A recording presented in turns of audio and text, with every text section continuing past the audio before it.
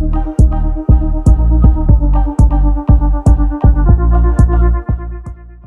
Good afternoon. We have a fun show today. First up, we're going to be talking to Jon Atkinson of the Idea Village. Today, he's going to be telling us all about how he is doing work to catalyze the entrepreneurship and innovation community in and around New Orleans during this time. And we're also going to have our favorite, one of our favorite members, Aaron Gailmor of Brass Roots, and he's going to talk about positive impact through healthy snacking. I've been doing a lot of healthy snacking. I've been doing a lot of snacking. Snacking. I think I'm a healthy snacker. I don't know. Cheese. Cheese. What is Harper's? We were talking a little bit about Harper before the show. What's her favorite snack? Her favorite snack is cheese. Yeah. Butter. Butter. Oh, right. Well, butter, which is, you know, just a softer form of cheese. She likes eating butter directly. Hey, directly. John. And she also likes, she likes eating butter directly, and she also likes good cheese. Yeah. So always only the best. She only likes the best. We have a bunch of cheddar shreds out, thinking that we can trick her into eating that cheese, but then she only likes good stuff. Right. Speaking of good stuff. Speaking of the good stuff. We had a fun time on the wind down yesterday. Yeah, we sure did. We had these guys. Our new friends from House, another husband-wife duo that we're currently crushing on right now because they're making this amazing product. Are they watching or something? Maybe. Who knows? They might be, but they make this amazing product. It's an aperitif in the realm of also local ingredients, sustainable production, and they're doing it DTC. So it's kind of cool, which is very rare in the alcohol industry. Everyone told them no, right? The audience, what do we hear? Everyone tells me no, but we always say start with yes. Yeah. And they have done and created an amazing brand. And it was cool to have them on because I think one of the things that they embody in building brands is you can do all the work in the packaging and make it beautiful and pull up their promotional materials. No. Oh, yeah. Also, super class act. They sent us product beforehand, which was amazing. I mean, we already had it, but extra good. So they've got this, great, unboxing experience. They've got cocktail ideas. They have crush-worthy photos. It's basically just like a lifestyle inspiration that matches the brand. And what was really cool about the conversation we had was they put so much effort and energy into the product, right? That when you get this beautiful thing, instead of when you open it up and the product's not great, the product's amazing. And it's very unique and special, and you can't find it anywhere else. And I think that's promise made is a promise delivered is one of the tenets of building brands. Yeah. And it's delicious. That's right. We love the product. We love the story. It's a cool story, eh, bro? Cool story, bro. Cool story, bro. Yeah. What's also interesting about it, they were launching their restaurant project, the second wave of the restaurant project, and they're doing a collaboration, by the way. Check out House. They did a collaboration for our New Orleans folks, Compère Le Pain.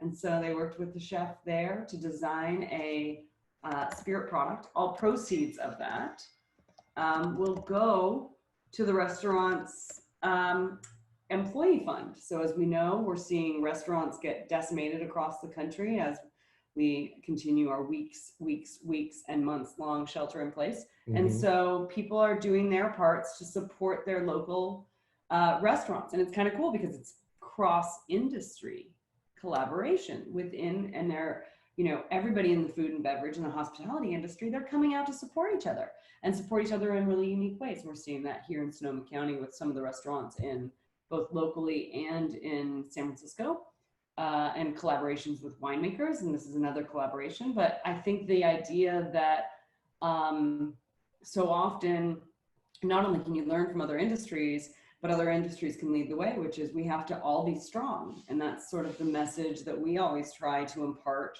on the cities and communities that we serve, which is as entrepreneurs, we are up against the big guy and it's really hard. And there are a lot more no's than yeses along that way to success.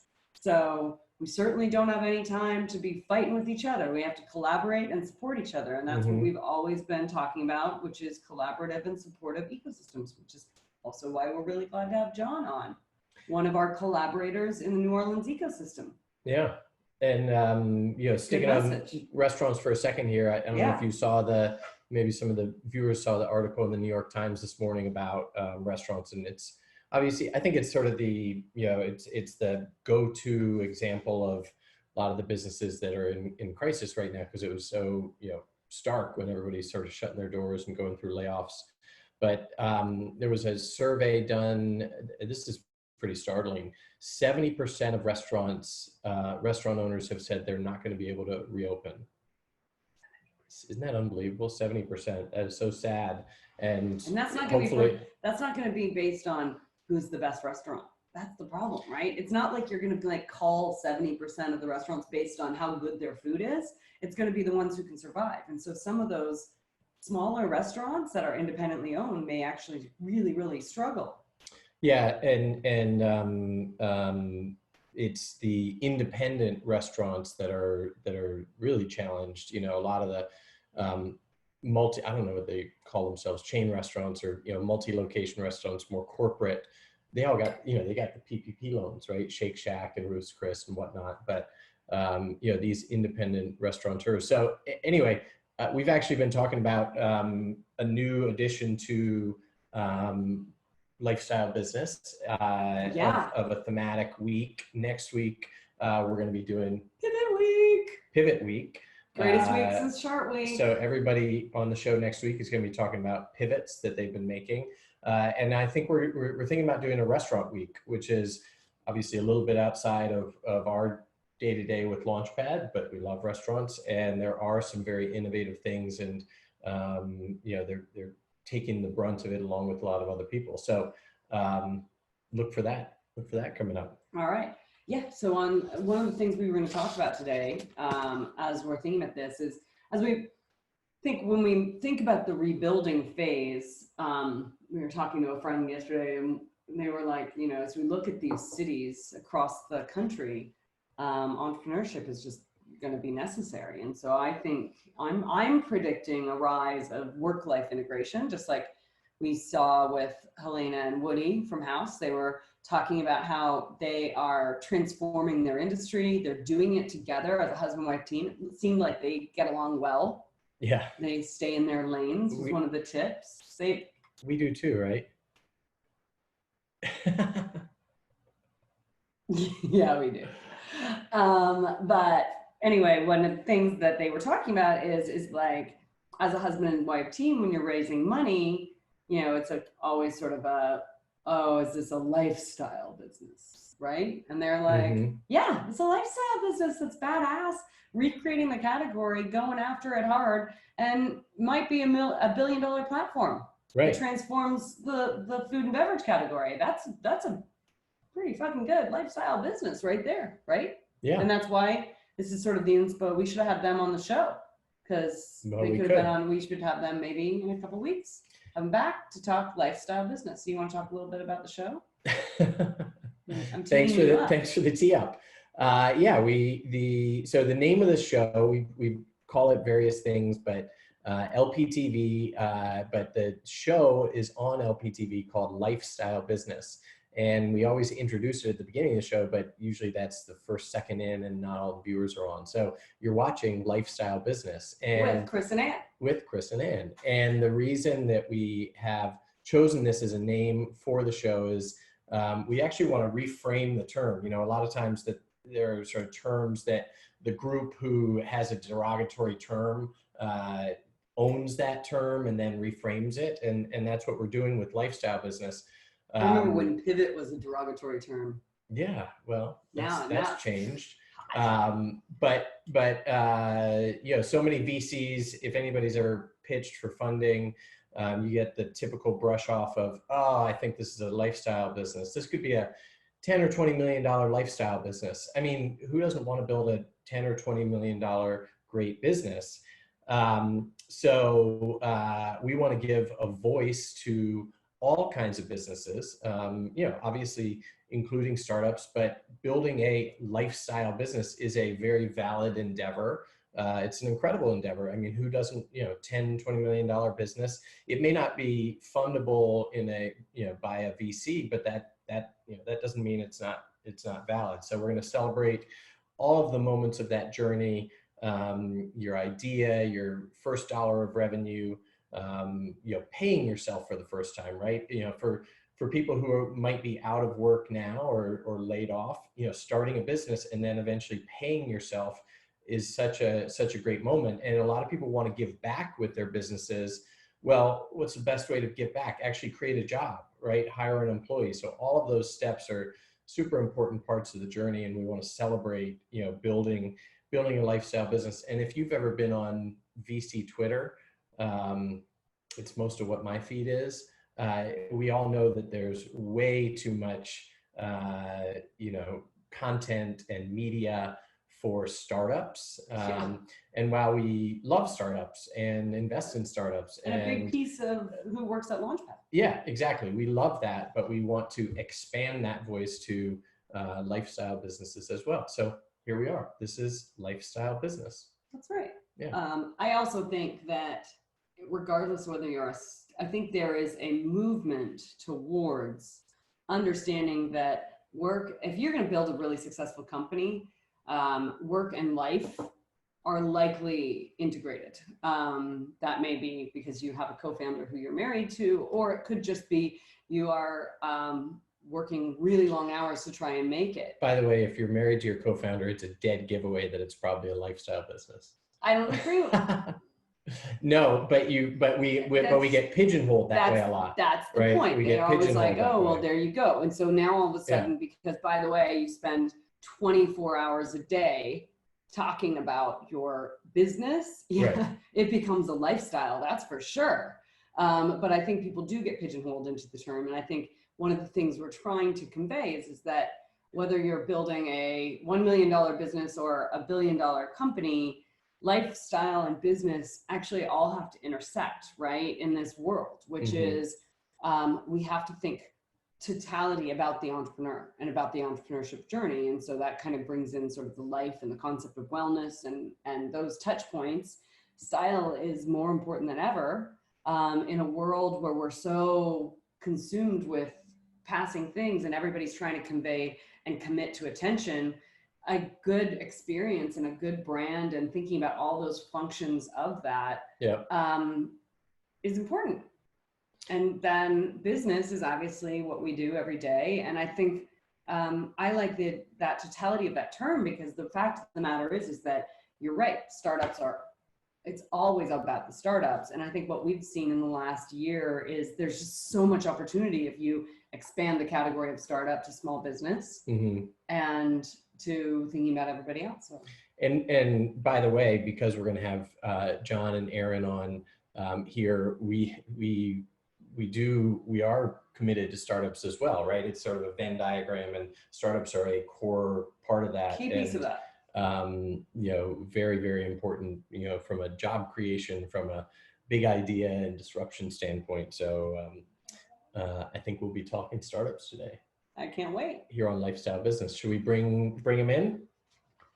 I guess so. Let's get going. All right, Jon, I'm going to bring you on and Ann's going to intro you. All right. There he is. An audience today. So Jon Atkinson is the CEO of The Idea Village, a nonprofit organization where mission is to identify, support, and retain entrepreneurial talent in New Orleans and the Gulf Coast region. Jon leads the organization's efforts to catalyze the entrepreneurship and innovation community, assemble companies through incubation, and accelerate existing startup companies to scale.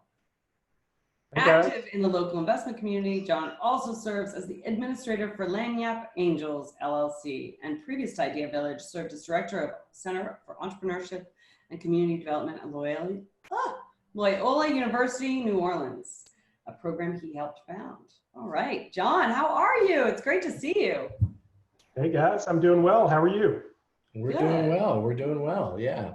I think we need, Jon, your volume a little bit up. No, I think that's on our end. Yeah. Our end. We're good to go. Awesome. I don't know if I can live up to that intro. That's a pretty great intro. Yeah, I mean, I'm impressed. Welcome. Last time we saw you, we were hanging out, having a coffee in the Mardi Gras week. Getting ready for Mardi Gras. That seems like a long time ago. Seems like ages ago. Seems like a different lifetime in some respects. Yeah. We're sort of right before all hell broke loose. Yeah. Right. So you've got a lot that is going on in your world, from obviously being a hotspot in New Orleans with the pandemic to what was setting up to be a great New Orleans Entrepreneur Week in a collaboration with Tulane, to sort of what's looking ahead, because organizations like Idea Village and Launchpad and others are going to be so vital as the recovery starts. We're kind of in the midst of it, or maybe starting the recovery right now, but it's going to be so crucial to help businesses grow and thrive. So where do you want to start with all of those potential topics, Jon? Well, I think there's a lot to talk about there. So I think one of the challenges of being fortunate enough to lead an organization that defines itself by innovation and by big ideas is that you are also forced to constantly reinvent yourself and come up with what the next big idea is, and try to stay in front of leading that movement. And so I think we are at this moment in time going through an event that's going to have a profound change on all of us. It's a particularly acute issue in New Orleans, not only because of the severity of the health issue that we've experienced, which we've had a pretty bad case of it. It's also that we have an economy that's historically been very dependent on two industries: hospitality, which is tourism driven, and oil. And we, in theory, those things are not necessarily supposed to be correlated, but this particular event has left us with both a very negative outlook for hospitality and travel, and potentially negative oil prices. And so, how do you think about restarting that economy? How do you think about diversifying that economy over the long haul? And how do you think about kind of investing in what makes people love New Orleans, which to me is really its authenticity. And so I was struck as you were sort of giving the intro there about, I think one of the big themes going forward is people are going to have to double down on what makes them them, and that sort of feeling of authenticity, and we're trying to figure out what that means for us in New Orleans. Yeah. So obviously with Idea Village and a focus around entrepreneurship, a big part of this recovery is looking for job creation engines, right? Sort of the economic development, basics, right? Job creation, wealth creation in a community. And two of the traditional stalwarts, tourism and oil and gas, are down for the count, at least for the moment. And we were talking about lifestyle business at the outset, but truly like job creation engines are startups, right? Startups like Lucid and Level Set that have both started within the last economic cycle, post-Katrina, and employ hundreds, if not, maybe, approaching 1,000 if you add, a couple more startups to that list. Created 1,000 jobs in New Orleans over the last economic cycle, which is really important, and well-paying jobs at that. So, with the there's some talk about sort of the loss of GE capital and some traditional sort of economic development angles, which are sort of recruiting whale hunting, right? Recruiting, big companies in to create the jobs. But, I believe that the companies I mentioned and, the companies that you work with are going to be the job creation engines. So how are you? It is hard, right? Because GE Capital, sorry, I'm just going to interrupt. Yeah. GE Capital, they had 300 jobs in New Orleans. They were recruited to do that work. When times go tough, the CEO doesn't have the relationship with New Orleans, right? Whereas Level Set or a Lucid, they're built in New Orleans, right? And so the CEO builds their company and feels rooted and connected. Yeah. Which means it's not even just a job creation engine, it's also the job maintenance, because that's where they're going to stay. Right? They're not moving. Whereas if you recruit someone in, they can always go find another job. Yeah. Or another place to have their company. Yeah, that's absolutely right. I think, over the last 2+ years at Idea Village, we really focused our efforts on high growth startups and how do we create the community around startups that are going to be able to grow quickly and create a lot of jobs. And we do that because we think that that is where you get those sort of economic drivers that have the sort of meaningful economic development and community impact. And I like to say, in the economic development game, most of the investment goes into this sort of hunting, right? It's attracting of companies from other states, but that's sort of a beggar thy neighbor policy, right? And if you're going to invest in hunting, you should also invest in farming. And what we do in working with startups is essentially farming for economic development. We're sowing the seeds of the types of companies that can become industry leaders that can be really rooted in that community. And so I think you're going to see on the back end of this crisis that farming mentality is even more important than ever, because you have companies like GE is a great example that might be partially invested in a community, but as you said, when the going gets tough, it's tough for them to feel that commitment over the long haul, in the same way that a company that's homegrown and supported by the community around them really does.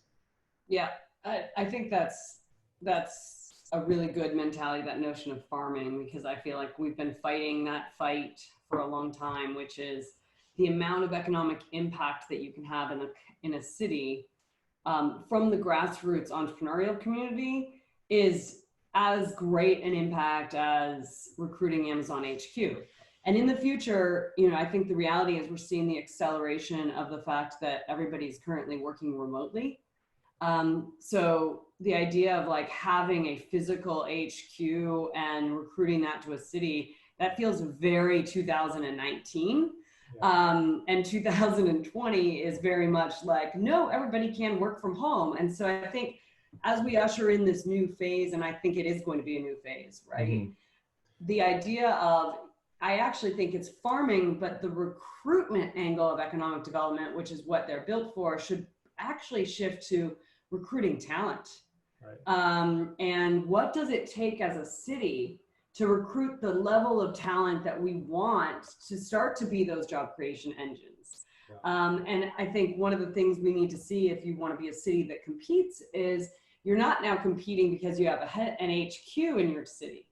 You're competing because you have lifestyle elements and bike paths and great restaurants and great cultural aspects, because this is a city that I want to live and build my family, because that matters more than where I have to go to get a job. And if I think that's where, in a way, if we can get out from our own way, we're like, well, hospitality may be dead, but the industry for the moment, but the industry that created the hospitality industry in New Orleans, like that whole approach to it, imagine that as the way of being able to be the attractant mm-hmm. to a new set of talent, and say, open up our doors and be like, we want to have, now anyone can live anywhere, make New Orleans a destination city for lifestyle.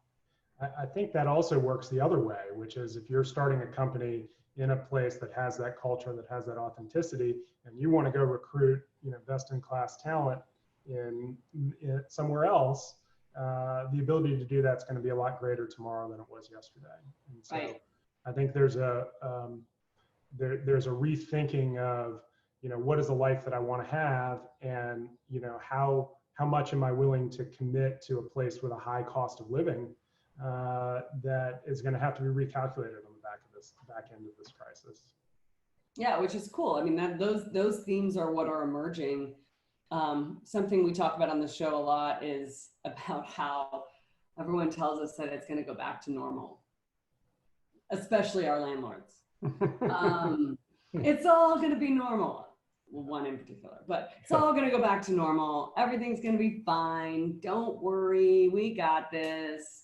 And I think those of us who've been through crises in our careers, we know it's not. After 9/11, things didn't go back to normal, right? We had major changes, and those changes were painful. People didn't like them, which, you know, one would argue that fear is a great motivator, but we are going to see massive systemic changes. And I think we're starting to see a few of the positive things that can come from it. And this is an opportunity for creative thinking and problem solving and that sort of cross industry collaboration and cross ecosystem collaboration, right? And you always say it, the cavalry's not coming. So it's time for us to work together to do that. What are you seeing? You guys were doing a resiliency series, and I know we participated in that last week, but you know, what are you seeing across the city that are some bright lights of that collaboration that's happening? Yeah, so I think that's one piece that's definitely worth mentioning as we've created a 4-week resiliency series that we're now 1 week into, Fridays at 2:30, bringing together entrepreneurs and founders to talk about how they are sort of overcoming this crisis. And we kicked off last week with you guys on the show. Thank you very much for being part of that. Talking about lessons from Katrina, which is something I think is really, you talk about the not going back to normal. What did Katrina do for New Orleans? And, you know, how do we think about New Orleans post-Katrina in a way that's very different than where we were before? But yeah, I think there are a number of really emerging bright spots here. I think for us on a macro level, you know, this building a startup community is all about density, and that sort of density, when you achieve it, is what gets the flywheel going. So one of the things I love about what you guys have done with Launchpad is that you really create that sense of community and that density that allows you to draw those resources in. And that creates a flywheel effect. And I think you're going to see that flywheel starting to accelerate on the back end of this crisis. And some of these trend lines that were sort of getting started before are going to really get accelerated. And I think that actually bodes well for places that are, you know, long on authenticity, high on culture, high on, you know, being destinations that people want to build a life in addition to a business. And so, you know, we want to encourage them to think bigger. We want to encourage them to, you know, really build that business that can be disruptive, can change their industry. But I think, you know, we want them to do that in a place where they also can have balance and be part of the community. Yeah. Yeah. John, for any entrepreneurs who are watching, or and just I'm curious, you know, obviously none of us have a crystal ball here, but are you either seeing or, you know, hearing from entrepreneurs in your network or conversations, you know, early sort of opportunities, whether it sort of is, you know, what's a company that makes sense to be built in New Orleans, or, you know, what's a company that makes sense in a post-COVID world? You know, it's sort of interesting to think about, you know, where the puck is going, obviously, not where the puck is today. And just curious if you have any thoughts of areas that you would be excited about. This is sort of your request for startups moment. Right. Yeah, I think there's a couple of things that I see getting accelerated through this crisis. So prior to the crisis and even now, we have a couple of emerging clusters in New Orleans. The biggest one that I see is enterprise software. This has rapidly becoming a great place to build an enterprise software company. We're getting to that tipping point in depth of talent. We have folks on the ground that understand that. We have a sort of patience that I think you need in the enterprise space that's not necessarily always bred into consumer technology companies. You know, I think that's a really, really bright spot. You mentioned earlier Lucid and Level Set. Those are really good examples of homegrown companies that are getting pretty close to, you know, sizable valuations that are good examples of that. Underneath that, I think there's going to be an interesting movement around civic technology. That is, how do you build technology that interfaces with government and that interfaces with the legal system? I think that's a different thing that, for cities that are looking to compete with the Silicon Valleys of the world, when you're Silicon Valley and you're leading companies or Airbnb and Uber, it's hard for you to walk in the next day and say to the government entities, we're here to help. And so, in places like New Orleans that have big city problems and can serve as a lab for things that might work in other, big city markets, but can do that with a lower cost of living and with a much higher degree of accessibility. I think that's can be really important. And then we're also running a program in partnership with Shell that we call EnergyX. That's about exploring solutions for our coast. And I think that's a huge problem, but also out of that a huge opportunity, and that a lot of dollars are going to get spent on trying to solve this problem. So we've partnered with Shell around identifying novel types of offshore construction technology that can actually make coastal restoration better, faster, and cheaper. Great. Okay. Well, Jon, we're going to let you go, but we appreciate you being on. I wanted to give you a minute just to any entrepreneurs who are watching and entrepreneurs in New Orleans, what's the next thing coming up with Idea Village? I don't know if you've thought about what your cohort looks like this year. You're running the Resilience series. You're like, just give us some direction on where folks are going to engage with Idea Village over the coming months. Yeah, awesome. So I encourage anybody who's out there, if you're not on our listserv already, get on our listserv. That's where all of those opportunities go out at ideavillage.org. Immediately coming up, we're actually wrapping up our cohort, our 2020 cohort right now that started at the beginning of the year. So we'll be having an event to finish that. And then we're doing the resiliency series. We actually have our own event tonight. If you want to get right back to it at 5:30, where we'll be talking about hiring in a crisis. So you can go to our website to find out more about that process.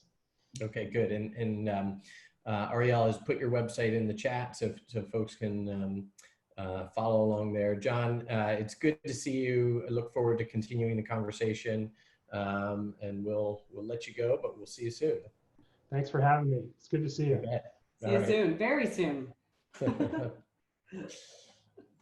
We're going to be meeting with him in 20 minutes. Yeah, that's right. We have a phone call coming up. All right. Do you want to introduce Aaron as we bring him in? You bet. Aaron Gailmor is the founder and CEO of Grassroots, a healthy snack business helping adults and kids from all walks of life live healthier and happier lives. For Aaron, achieving that goal doesn't stop with the snacks. Grassroots supports local youth organizations, and Aaron works to create a supply chain that meets the goals of positive impact. So you could say that Grassroots is all that and a bag of chips. Hey man, what's up? Hey guys, how are you? Hey, looks like a beautiful day there. It is. It's gorgeous, actually. It cooled down a little bit, so it's been pretty awesome to work outside here. Yeah. All right. And how's everybody at home doing? Everybody's great. Everybody's great. Farah is our 11-month-old, and she's handling everything pretty well. But I think she's pretty bored with her toys at this point and the same routine. So we started kayaking with her, which she enjoyed. Well, right in the bayou here. We can do that this summer. Yeah. Except for ours turned 18 months today, Harper did, and literally, she doesn't sit still anymore. She's getting a little squirmy. Yeah. Yeah. We're like, we can't go to restaurants anymore. Well, that's okay. We couldn't have gone anyway because we've passed that point of sleeping in the car seat.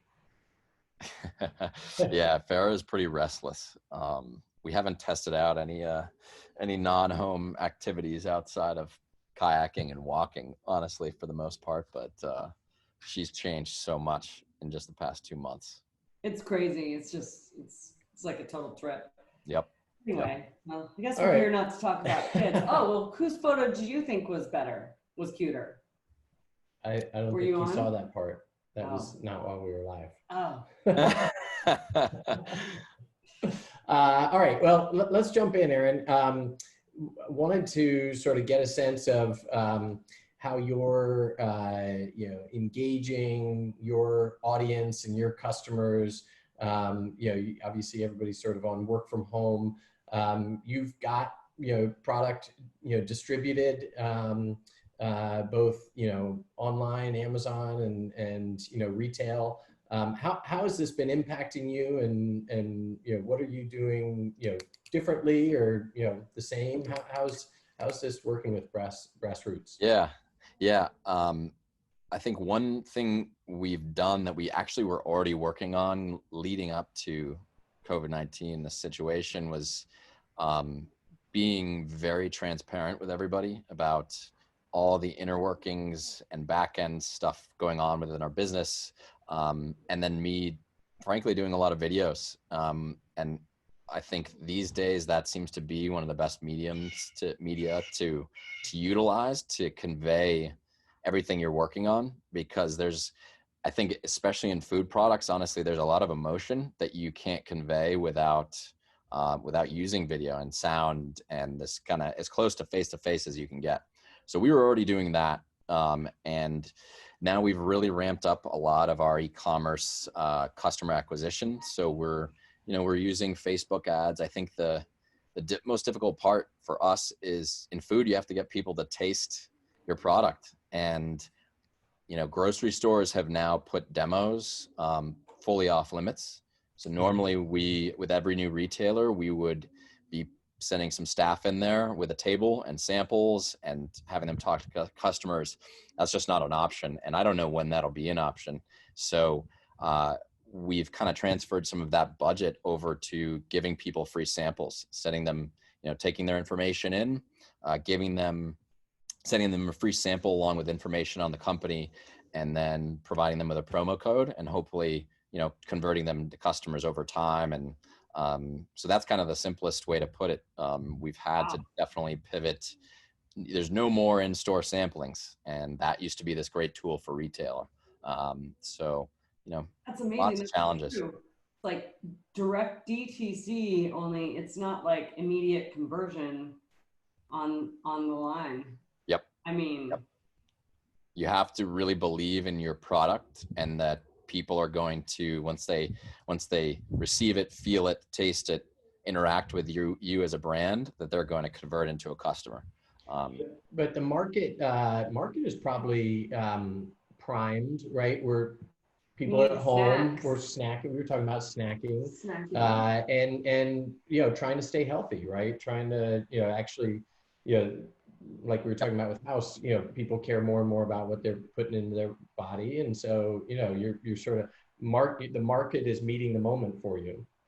Yeah. I mean, we're fortunate in that I think our products are pretty well positioned in this situation, in that they are snacks that are highly nutritious and more nutritious than most of the other options out there, and very family friendly. So for example, if you have a kid who has a peanut allergy, the whole family can enjoy our products and get a lot of bang for the buck for them nutritionally. So from a product perspective, I've felt very good about it. I think we've no doubt had to change our strategy a little bit. Retailers with whom we've been in process, for example, introducing the product to them, everybody put new brands on hold, right? And so we had some really good opportunities that were really close to the finish line. I think they're still there. It's just they've been delayed. And so we shifted focus to our e-commerce business, our Amazon business. And Amazon, I think they have a lot of new customers that have probably had never purchased from Amazon before, and now are going to be, I think a bigger percentage of that grocery basket is now going to be purchased online. And I think a lot of that is here to stay. I think that's actually a really interesting point, is even existing Amazon customers starting to, especially if you're trying to minimize the number of times you're going to the grocery store, starting to sort of think about Amazon as an alternative for food discovery is happening, right? And I might, by the way, even with the help of Instagram, right, where you see a product go by, you may not be comfortable buying in the Instagram experience because that's just one product and you don't really have the product comparison that you like to do. And so then Amazon becomes the engine that you can go and start to discover similar products or that particular product itself, right? So I imagine that opens up new opportunities. Yeah, absolutely. I mean, before we would kind of envision what the customer was like in a grocery store, and that customer in some instances was very willing to look at new brands and new items that they'd seen for the first time and experiment and say, okay, yeah, sure, I'll try it out. Now they want to get in and get out if they actually are in a grocery store. Whereas on AMP, people are now sitting at home and have more time and maybe are perusing Amazon or perusing Instagram a little bit more. So that experience is shifted. And so we've tried to address that shift in consumer behavior. You know who you need to get to? Goop. Yeah. Yeah. You need to be on Goop. Yep. That's a good one. That'd be good for you. Yummy mummies love it. Healthy, delicious. Well, Ann, if you're offering up an introduction. Sounded like an episode of One Connect. We could do a One Connect. There you go. There you go. All right. Aaron, a couple things I wanted to sort of dig in on with you. One, we were just talking to Jon about sort of, what are the categories, what are the verticals, what are the things that are going to be in New Orleans, happening in New Orleans that make sense. And you've sort of spearheaded a growing, kind of food and beverage, I don't know if, CPG, but food movement coming out of New Orleans. And New Orleans has such a strong food brand and association with great food. And you've spearheaded a meetup of a number of the food brands. And, that's something, we think strongly, is wonderful when you sort of become collaborative and realize there's people around you. Obviously, the meetup, the physical meetup is probably not going to happen, at least for the time being. We're excited to have it back at Launchpad when it does come back. But back off, G&O Inc. talk a little bit about just food or healthy food, but food as a category for sort of the next evolution of the startup scene in New Orleans, post-COVID. Yeah.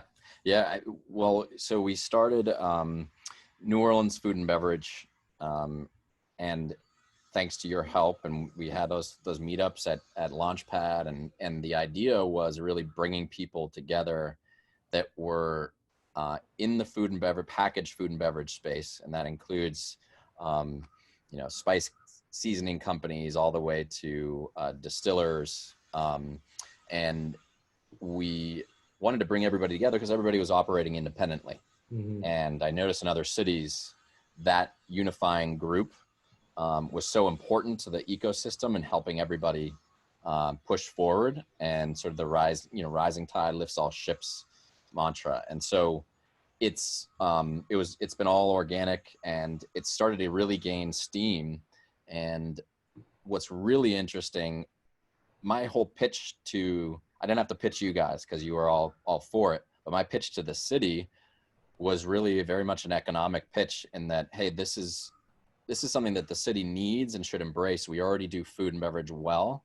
This is another way of embracing that ability and that brand that New Orleans has, and maybe diversifying the way we offer it to the world and the country, and a different type of economy and jobs and manufacturing jobs, and brand designers that then work alongside brand owners and things like that. And so what COVID-19 has actually done, unfortunately, is shed a pretty close, a bright light on that lack of diversification in the food realm. And now, we have gotten support of additional bodies here in the city to say, okay, well, this was smart. Like, why don't we start talking to restaurant owners, and maybe they can start packaging some of their best food products and selling them as a CPG item, instead of relying on physical people going to their location. And Commanders is an example of that, isn't it? Yeah, and good. Yep. Gold Belly. Yeah. You want to talk a little bit about that? We just learned about that last week. Yeah, what are they doing? So they're starting to sell, the biggest thing that I heard actually, there's a site called Goldbelly that actually, it allows you to basically order your favorite dishes and food items from restaurants all across the country. So that's one thing that they're doing. I mean, they're literally selling, turtle soup. You can buy it in California. It comes frozen. Comes frozen. It depends on the food item, how it comes. But yeah, it's not going to taste exactly the same as in the restaurant, but it's a step closer to that experience. It's because it doesn't come with a side of a martini. Yeah, right, exactly. Nor the service. I mean, Commander's has great service, right? Yeah, I mean, it's hard, right? Because you're like, it's so the antithesis of what that brand would want to be. Yep. But at the same time, and this is why I'm saying we've been talking about like remote work being a future evolution, which is it's so antithetical to like the way old business worked.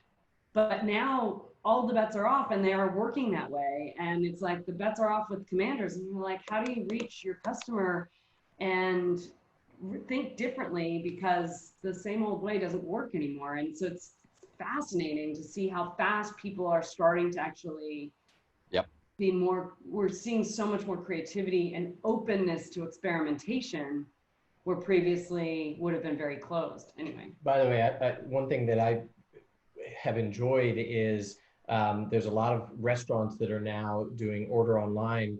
And if you order from their own website, they're commissionless services. And so all of the money goes to the restaurant. Did you see that Grubhub, the restaurant owner who showed what happens when you have delivery through Grubhub?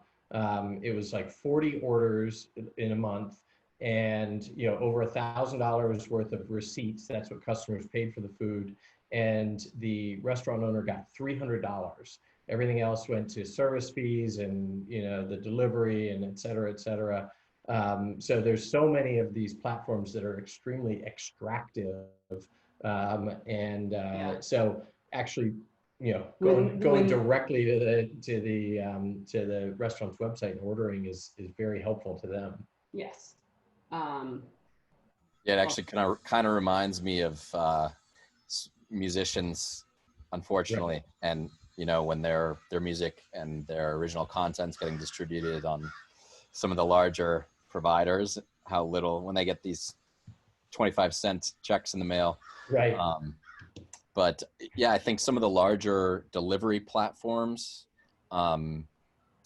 it'll be interesting to see. I think the ones that actually are extremely transparent and give back and find ways of supporting the restaurant staff and do that in the best way possible will probably reap the rewards down the road through loyal customers. So it'll be interesting to kind of track that. Yeah, and I think there's definitely something to be said, and you highlighted the music platform, and I think that's true, which is in industries where, the product itself for food delivery is actually the food, right? We are valuing the food in the restaurant that we're doing. The commodity is actually the delivery mechanism from the consumer perspective. And they've had such a monopoly. Now what we're seeing is consumers are actually caring about the restaurant, which means hopefully we can intermediate the sort of monopolistic approach that delivery services have had. And what's interesting to me is it's oftentimes the creative industries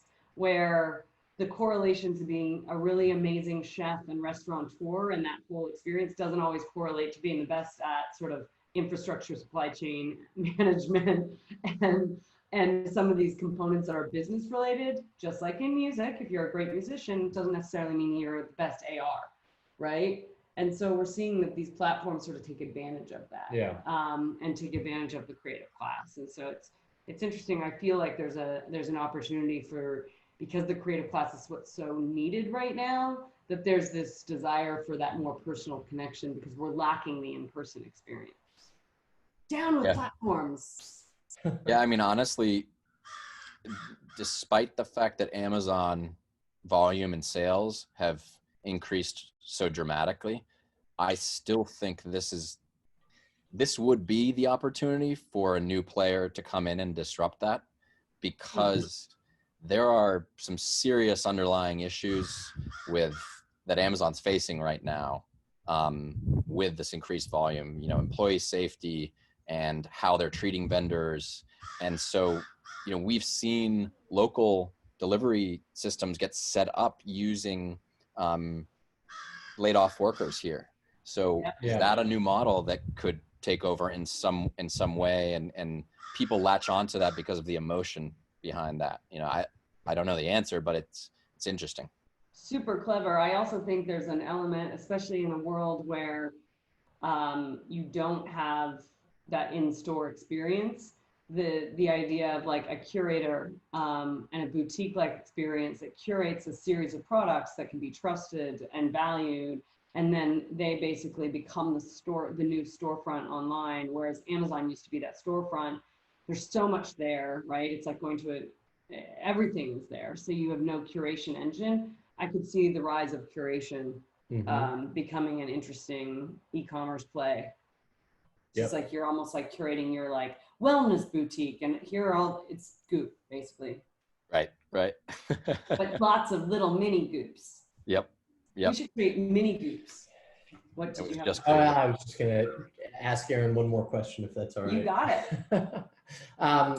it. So we were sort of going down a path of like more, consumers sort of caring about the products that they buy, and how those products are for them in terms of health, but also sort of the role that things play in society. And that's been built into your business model from the start with Grassroots. Will you talk a little bit about that, and if that is beginning, not beginning to, but is resonating with consumers, and is part of why people are checking you out, or it's a product that is good, and then it does good for the community, right? Yeah.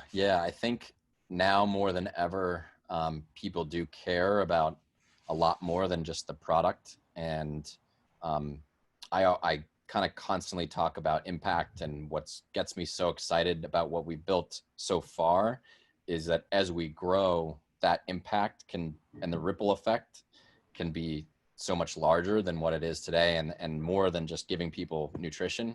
So, from the get-go, we wanted to help our city, and if we were going to pay homage to New Orleans and our name, then that was going to be a constant reminder of needing to commit to the city and our community. And so, we do, and I should say we did, because most of our work was very much a physical interaction with kids, but basically we were going into different youth organizations across the city and helping to educate kids from lower income backgrounds about nutrition and simple ways to eat healthier. We were about to start a program, and we will still do the program, but it requires, again, that kind of face-to-face interaction. But we were about to start a program where we actually teach formerly homeless kids about cooking, but importantly, cooking traditionally Southern recipes with better ingredients. So ingredient substitutes to make things a lot healthier for you. So again, the focus was kind of, let's do more than just purely donating products, but let's actually teach and educate on what we know, and we know nutrition. And so although my wife's a better cook than me, so she would be the one talking about the cooking. She's the one from New Orleans, so that makes sense. And then what's really neat, guys, is all of our products utilize the Sacha Inchi seed, which is something we're really trying to introduce in the US. That Sacha Inchi seed comes from our supplier and someone who's become a really good friend of mine in Thailand and Laos. And all he cares about is pretty much the same thing in terms of educating kids. And he actually uses proceeds from all sales to us to fund his schools in rural Thailand, right on the border of Laos.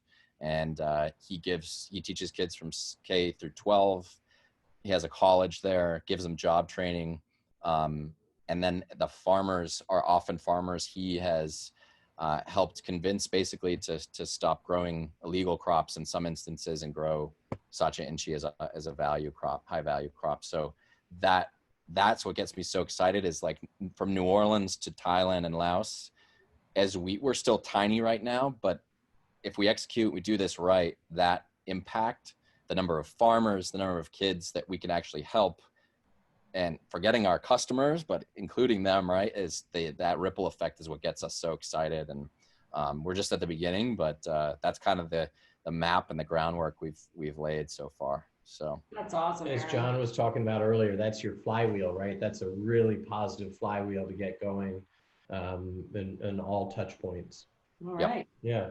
That's amazing, Aaron. Thank you so much for being with us today. Thanks, guys. Thanks for supporting us. See you someday in person. It'll happen. It'll happen. Yeah. This is great. Well, enjoy that beautiful weather outside today, and we will be in touch. And like you said, hopefully get to see you and give you a big hug soon. Sounds great, guys. Take care. Yeah. Take care. All right. Do you want to do the wrap up today? Sure. All right. Well, thank you for joining us on Lifestyle Business today. We talked a little bit about why the show is called Lifestyle Business. So hopefully everybody has a better sense of what we're trying to accomplish here. And had some wonderful guests, Jon Atkinson from Idea Village, talking about some of the post-COVID opportunities for New Orleans in particular. And then, we'll be collaborating hopefully on national level. These are blueprints we can take across cities using a New Orleans model. But, firing up the job creation engines, those high growth startups that, imagine if we had the same impact in New Orleans over the next, cycle that we've had over the last cycle, right? Startups, new companies that have been created since Katrina have definitely created over 1,000 jobs, right? 1,000, 2,000, multiple thousand jobs in New Orleans. Imagine if that happens in the next cycle, right? That's what we need to fire up. So John's going to be doing that.